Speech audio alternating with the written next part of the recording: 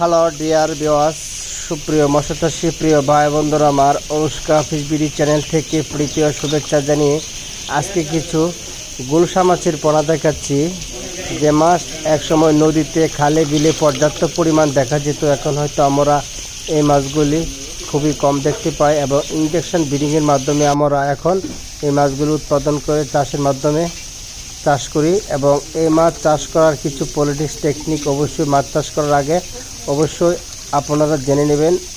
যে কোনো কাজ ভালোভাবে প্রশিক্ষণ নিয়ে যদি মাঠে নামেন, আশা করি কখনো লসের সম্মুখীন হবেন না।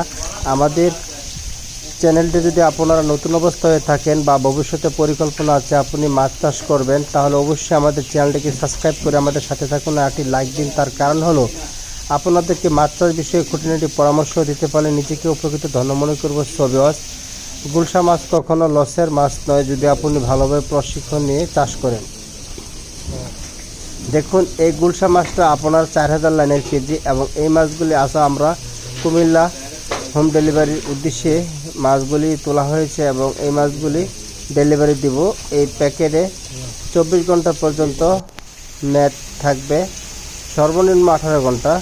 তাই সবিওয়াস, আপনি যদি গুলশা মাছ চাষ করেন তাহলে মিশ্রভাবে যদি ক্যাটফিশ জাতীয় মাছের সাথে চাষ করেন তা আশা করি কখনো লসের সম্মুখীন হবেন না।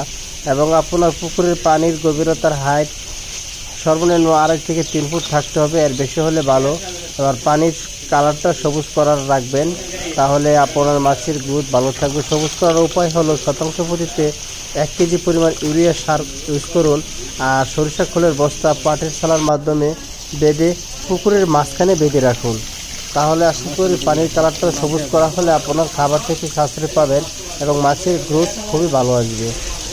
অবশ্যই আপনি খাবার দেওয়ার সময় একটা জিনিস লক্ষ্য রাখবেন, আপনার মাছের শরীরে কোনো জীবাণু আক্রমণ করে কিনা। যদি দেখা যায় তাহলে মিরাজ নামে একটি ওষুধ আছে জীবাণু ধ্বংস করে ওষুধ, আশা করি প্রতি মাসে 2 বার ইউজ করবেন, তাহলে মাছের শরীরের গায়ের রং ভালো থাকবে। আমাদের ভিডিওটি যদি আপনাদের বিন্দু পরিমাণ ভালো লেগে থাকে তাহলে অবশ্যই আমাদের চ্যানেলটিকে সাবস্ক্রাইব করে আমাদের সাথে থাকুন, একটি লাইক দিন। তাহলে সবিওয়াস, আজ এ পর্যন্ত জানিয়ে বিদায় নিতে, সেই পর্যন্ত সবাইকে নিয়ে ভালো থাকবেন, সুস্থ থাকবেন। ধন্যবাদ।